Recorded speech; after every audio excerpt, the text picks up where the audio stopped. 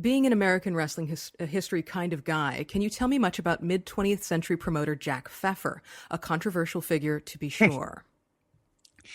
There have actually Jack Pfefer would be a great book. I'm not sure a specific book has been written about him, but he's been mentioned in almost every wrestling book of, that would take the first 60 years of wrestling into account.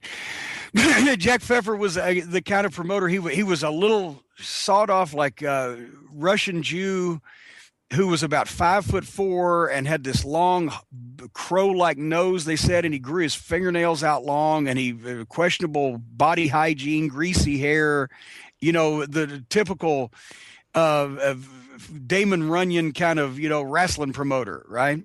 Right. And he would promote knockoff names, like he would have Hobo Brazil instead of Bobo Brazil, or Bruno San Martino.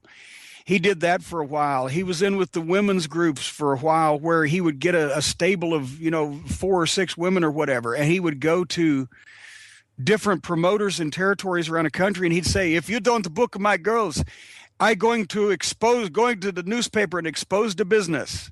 And so they'd book his girls for a week or two, just get him to leave town, right? He's kind of like a pioneer version of Kenny Bolin. But he did that with one promoter one time. I don't exactly remember, so I'm not going to ascribe it, and the statute of limitations may not have run out anyway, but that promoter said, "No, here's what's going to happen. You get on a bus and get out of here with your women by midnight tonight, or I'm going to have you killed." And so that didn't work that time.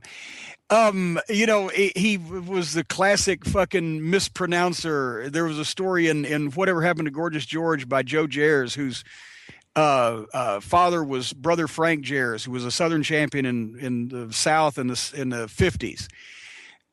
He said, the Pfefer called a guy up and said, "Oh, for you, I got the great new sensation this week, Bruno Vavilovich. How do you spell it? V-I-V-A,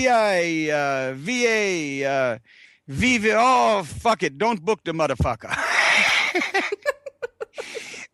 Jack Pfefer was, but he was sometimes he was a very powerful man in the wrestling business as a promoter. So, one of those American characters.